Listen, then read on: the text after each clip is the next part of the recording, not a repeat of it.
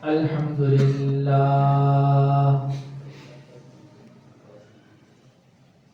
لله نحمده ونستعينه ونستغفره ونؤمن به ونتوكل عليه ونعوذ بالله من شرور أنفسنا ومن سيئات أعمالنا من يهده الله فلا مضل له ومن يضلله فلا هادي له ونشهد أن لا إله إلا الله وحده لا شريك له ونشهد أن سيدنا وسندنا ومولانا محمدا عبده ورسوله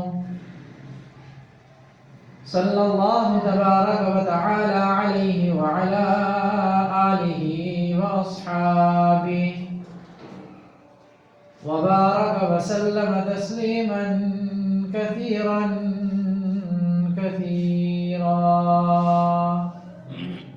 اما بعد.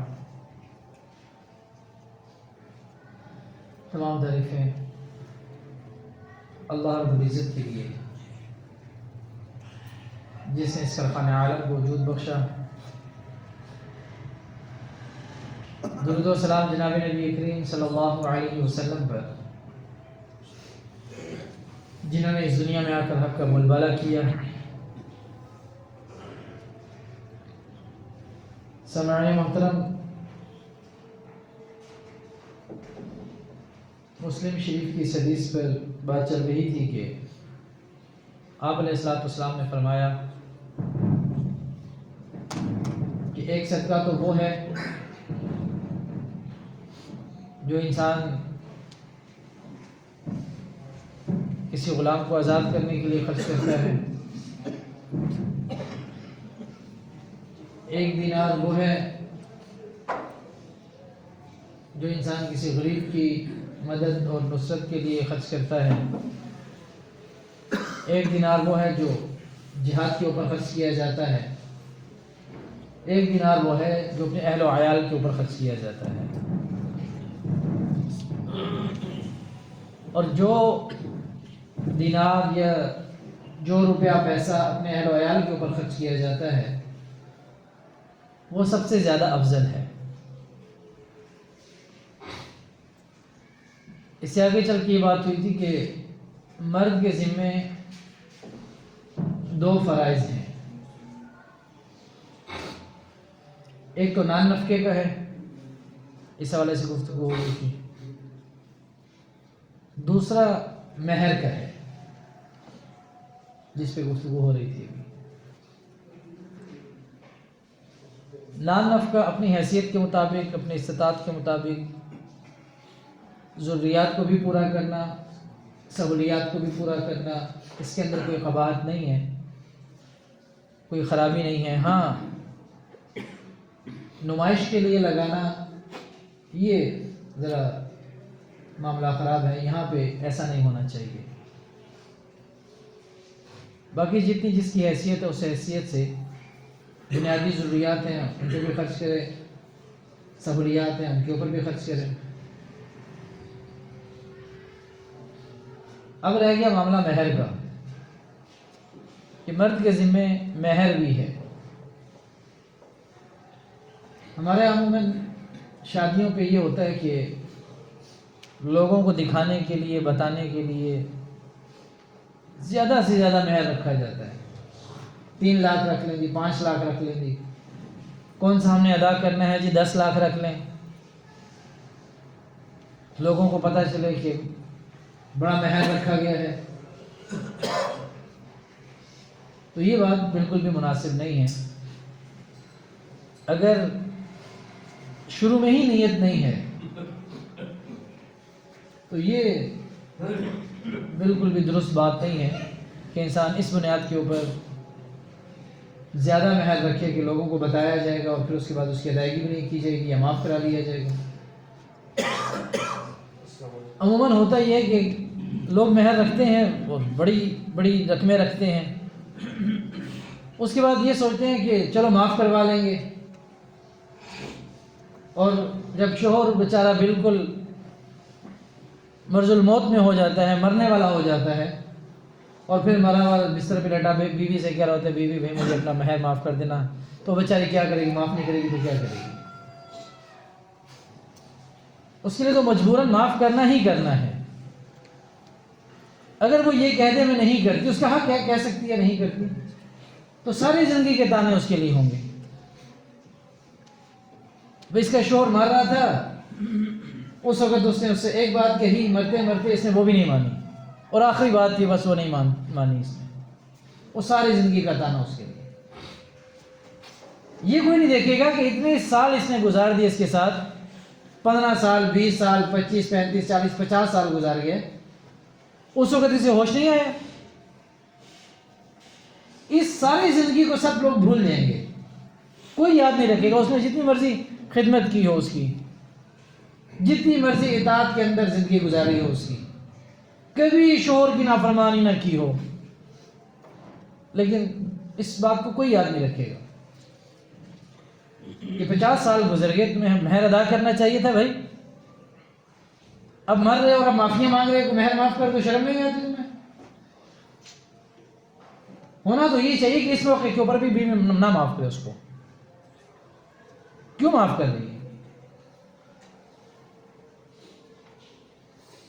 50 لاکھ مہر رکھا، مرتے وقت کہہ رہے جی مجھے معاف کر دو، کیوں بھائی رکھا کیوں تھا؟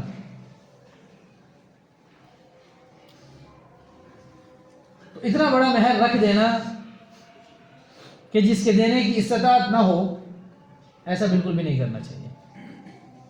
یہ واجب ہے، ادا کرنا ہے۔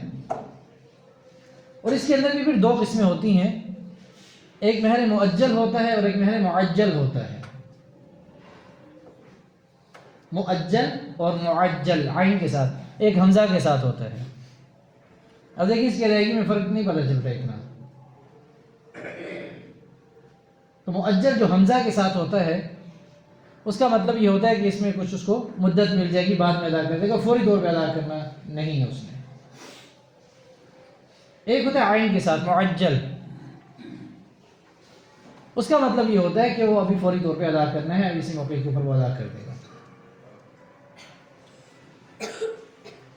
اس کی 2 قسمیں ہیں، ایک فوری ادا کرنا ہے جس کو معجل بولا جاتا ہے عین کے ساتھ، ایک مؤجل ہے جس کو بعد میں بھی ادا کیا جا سکتا ہے حمزہ کے ساتھ۔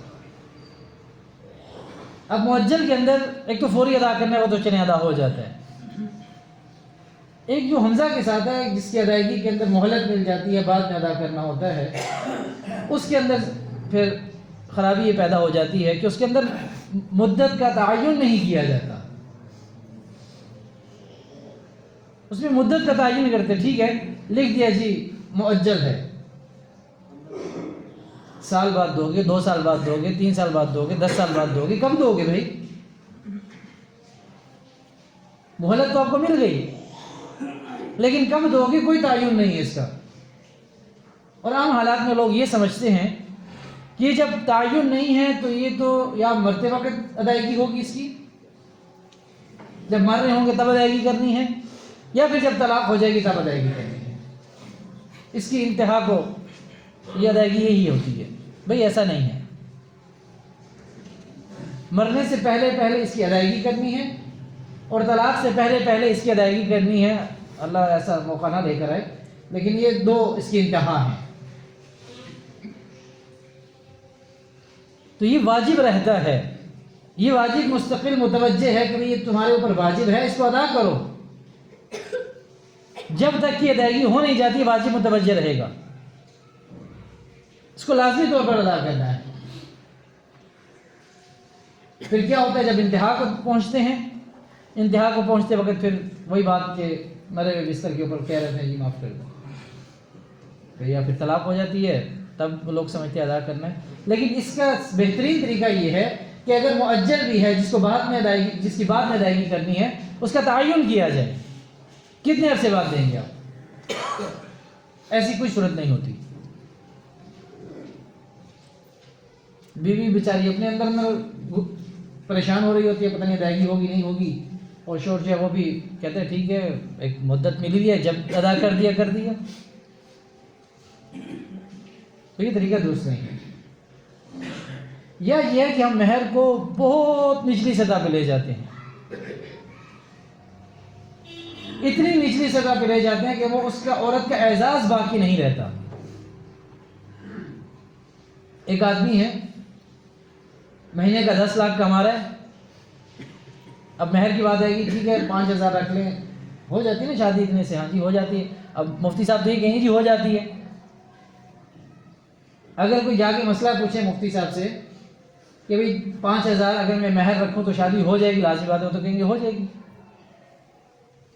شرم تو ہو جائے گی، اس میں قباحت نہیں ہے. لیکن بھی آپ اپنی حیثیت تو دیکھیں، آپ کس حیثیت کے ہیں؟ آپ مہینے کا 10 لاکھ روپیہ کما رہے ہیں، تو آپ کی حیثیت اتنی تو نہیں ہے کہ آپ 5,000 حق مہر ادا کریں. آپ کی حیثیت تو ٹھیک ہے، اللہ نے آپ کو اچھا نوازا ہوا ہے، آپ ایک مناسب مہر رکھیں. تو یہ جو بات ہے کہ یا تو بہت زیادہ گرا دینا، کہ میں نے پہلے عرض کیا تھا کہ مہر جو ہے یہ عورت کا اعزاز ہے، یہ ایسا نہیں ہے کہ یہ قیمت ہے عورت کی، یہ عورت کا اعزاز ہے. اس کو بہت زیادہ نہیں گرانا چاہیے کہ اعزاز ہی باقی نہ رہے.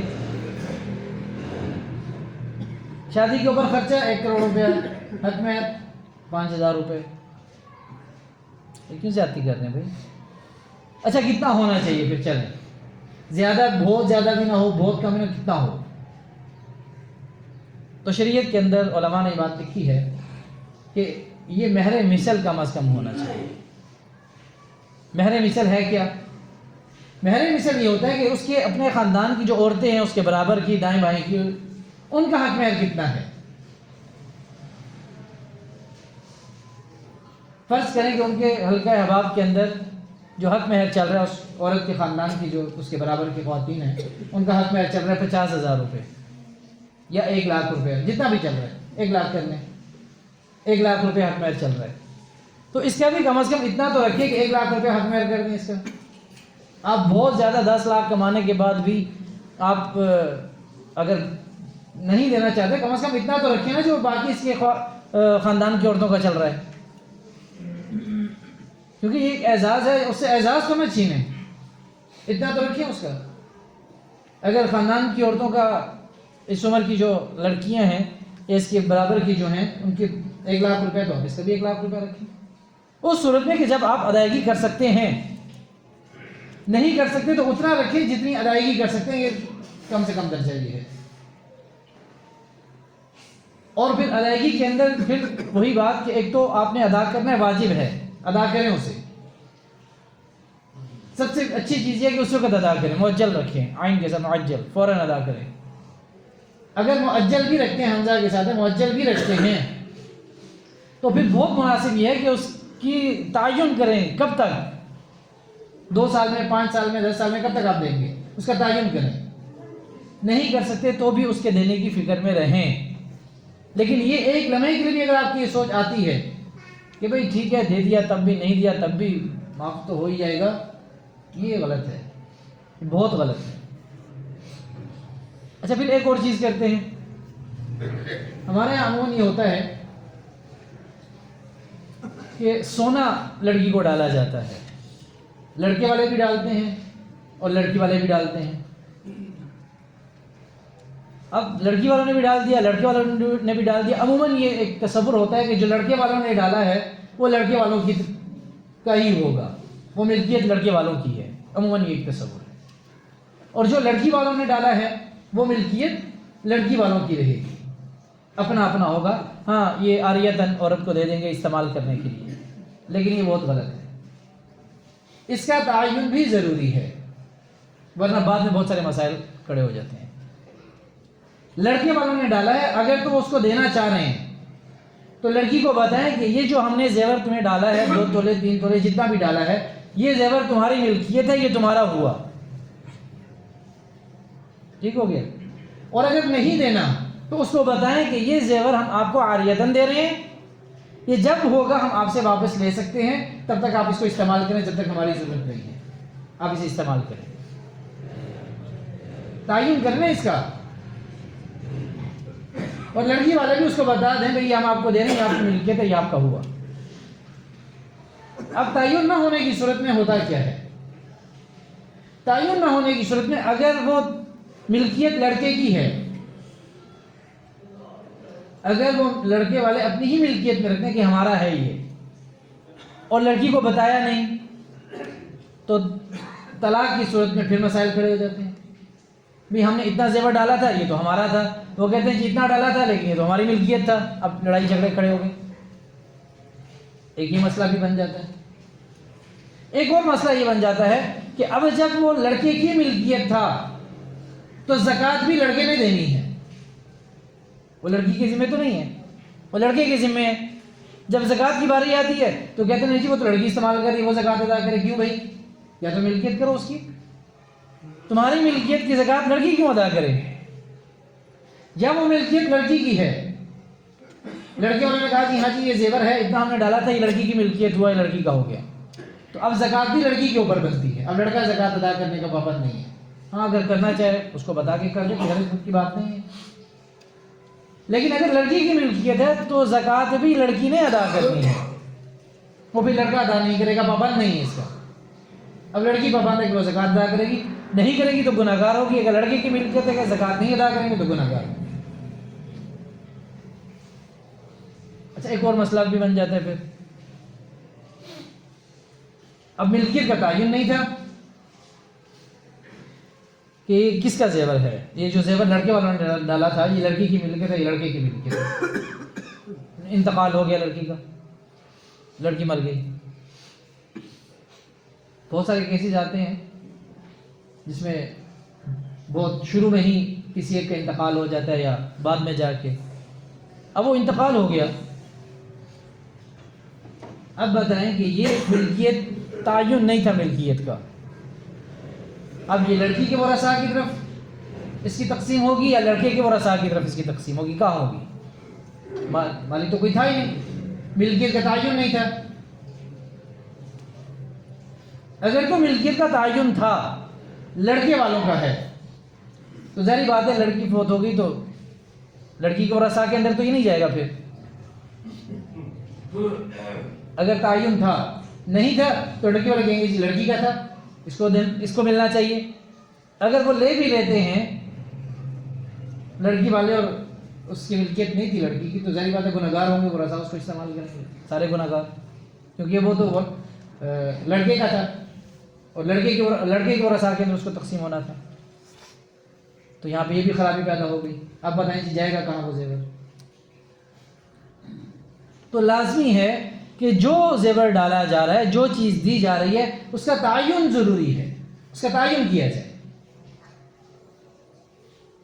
اب اس کے اندر ایک اور خرابی بھی ہوتی ہے، اور اس خرابی کا ذکر کیا تو بات آگے نکل گئی۔ پھر اس حوالے سے ایک بات کر کے بات ختم کرتا ہوں۔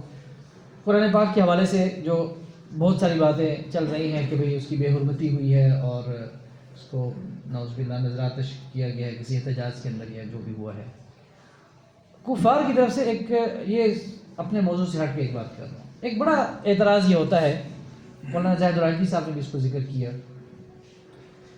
کہ حیرت کی بات ہے کہ ہم وہ کہتے ہیں جی یہود و نصارہ جتنے لوگ ہیں، کہتے ہیں جی ہم نے تو اپنی آسمانی جو تعلیمات تھی اس سے اپنی جان چھڑا لی ہے، ہم نے اپنے آپ کو اس سے ابھی تک قید نہیں رکھا ہوا، ہم اپنے آپ کو پابند نہیں سمجھتے اس کو۔ اور مسلمانوں کے اوپر اعتراض کرتے ہیں کہ مسلمان ابھی تک اپنی آسمانی تعلیمات کے ساتھ جڑے ہوئے ہیں، ایک عرصہ ہو گیا، تو 1400 سال پہلے کی تعلیمات تھی، اور انہوں نے ابھی تک اپنے آپ کو اس کا پابند بنایا ہوا ہے۔ یہ پرانی سوچ اور بقیہ اسی سوچ کے مالک ہیں۔ ہم نے تو جان چھڑا لی ہے، ہم تو اپنے آپ کو اس کا پابند نہیں سمجھتے، اور یہ جو مسلمان ہیں ابھی تک اپنے آپ کو اس کا پابند سمجھتے ہیں، حالانکہ ایسا نہیں ہونا چاہیے۔ یہ ان کی طرف سے ایک اعتراض ہے۔ تو بات یہ ہے کہ ان سے کہا یہ جاتا ہے کہ آپ یہ بتائیں کہ آپ کے پاس تھا کیا کہ آپ نے اس کو چھوڑ دیا؟ بات سوچنے کی ہے نا، آپ کے پاس تھا کیا بھائی آپ نے چھوڑا اس کو؟ آپ کے پاس تو کچھ تھا ہی نہیں، تو رات لے لیں، زبور لے لیں، انجیل لے لیں، کوئی کتاب لے لیں، قرآن کے علاوہ باقی کتابیں، صحائف لے لیں، آپ کے پاس تو کچھ محفوظ ہے ہی نہیں. آپ کا تو ہر ایڈیشن دوسرے ایڈیشن سے جدا ہوتا ہے. پاکستان کی بائبل اٹھا لیں، امریکہ کی بائبل اٹھا لیں، دونوں میں زمین آسمان کا فرق آپ کو نظر آئے گا. یہ تو بہت دور کی بات ہے. آپ ایڈیشن دیکھ لیں، 4-5 سال پہلے کی بائبل دیکھ لیں، 4 سال 5 بعد کی بائبل دیکھ لیں، تو آپ کے پاس ہے کیا کہ آپ نے اس کو چھوڑ دیا؟ اور آپ یہ بڑے فخری انداز میں کہتے ہیں کہ ہم نے تو جان چھڑا لی. آپ کے پاس کچھ تھا ہی نہیں رکھنے کے لیے جو آپ نے چھوڑا ہو. یہاں تک کہ کچھ عرصہ پہلے کی بات ہے کہ ایک پبلشر نے جو بائبل کو پبلش کرتے تھے، اس نے دوسرے پبلشر کے اوپر کیس کر دیا. اب آپ اندازہ لگائیں کہ اس کے اندر یہ ہم نے چیزیں رکھی ہوئی تھی، انہوں نے نکال دی، اور انہوں نے یہ والی رکھ دی اور ہم نے نکال دی، یہ کیس ہو گیا. اب آپ بتائیں کیا وہ یہ کہہ سکتے ہیں کہ ہم نے چھوڑا؟ ہم ان سے یہ کہتے ہیں آپ کے پاس تھا کیا کہ آپ نے چھوڑا؟ اور ہمارے پاس تو ہے جس کو ہم نہیں چھوڑ سکتے. ہم تو دعوے سے کہہ سکتے ہیں کہ قرآن وہی ہے جو لوح محفوظ سے آسمان دنیا کے اوپر آیا. آسمان دنیا سے حضرت جبرائیل علیہ السلام کے ذریعے جناب نبی کریم صلی اللہ علیہ وسلم تک پہنچا، اور جناب نبی کریم صلی اللہ علیہ وسلم سے آج اس امت تک پہنچا، صحابہ نبی اور کرتے کرتے آج یہاں تک پہنچا. ہمارے پاس تو ہے جس کو ہم نہیں چھوڑ رہے، تمہارے پاس تو کچھ ہے نہیں جس کو تم رکھ نہیں رہے. تو یہ دعویٰ کرنا کہ ہم تو اپنے آپ کو آزاد کر چکے ہیں اور ہم ابھی تک اس کے پابند نہیں ہیں، وہ ایک الگ بات ہے. آپ یہ دعویٰ کریں، حقیقت یہ ہے کہ آپ کے پاس کچھ تھا ہی نہیں لینے کے لیے، اور ہمارے پاس الحمدللہ اس کی ایک زیر زبر کے اندر فرق نہیں آیا جس کو ہم تھامے ہوئے ہیں، جس کو ہم لیے ہوئے ہیں. اور یہ تو اللہ کا وعدہ ہے کہ یہ تو قیامت تک کتاب محفوظ رہے گی. اگر فرض کریں سارے نسخے ختم ہو جائیں، سارے نسخے ختم ہو گئے، لیکن پھر بھی یہ جو لاکھوں کے حساب سے حفاظ ہیں، ان کے سینوں سے کون کھرچے گا اس کو؟ یہ تو ممکن نہیں ہے. جب اللہ نے اپنی حفاظت کا ذمہ لیا ہے کہ میں اس کتاب کی حفاظت کروں گا، تو پھر کیسے بھی کرے وہ اس کی ذمہ داری ہے. اس سے ان چیزوں سے ہمیں فرق نہیں پڑے گا. لیکن بات یہ ہے کہ جب بات آزادی اظہار رائے کی آتی ہے تو صرف یہاں پہ کیوں ہوتا ہے؟ آپ کسی اور مذہب کے لوگوں کی بات کریں، ان کے بارے میں کچھ کہیں، کسی اور ملک کے حوالے سے کوئی بات کریں تو وہاں کہتے ہیں جی یہ تو آپ نے توہین کر دی، یہاں پہ تو ایسا ہو گیا، وہاں پہ ویسا ہو گیا، عزت نفس فلاں کا مجروح ہو گیا. یہاں پہ تو ابھی وہ منشی کہا تھا نا، تو اس کے بھی کیس ہو گیا، اور اس طرح کے الفاظ بولے تھے، کیس ہو گیا اس کے اوپر، توہین ہو گیا، بھائی عزت نفس مجروح ہو گیا. اور آزادی اظہار رائے یہاں پہ ہی ہوتا ہے جہاں پہ مسلمانوں کو عزت نفس یا مسلمانوں کے جذبات کو ٹھیس پہنچتی ہے، وہاں پہ کہتے ہیں آزادی اظہار رائے. یہ دوہرا معیار ہے. اس دوہرے معیار کے ساتھ اگر آپ یہ کہیں کہ ہم ایک عزت دار معاشرہ بنیں گے اور ایک ترقی یافتہ قوم کے طور پر ابھریں گے، تو یہ بالکل ممکن نہیں ہے. اس قیمت کے اوپر کبھی ایسا نہیں ہو سکتا. سنتے اللہ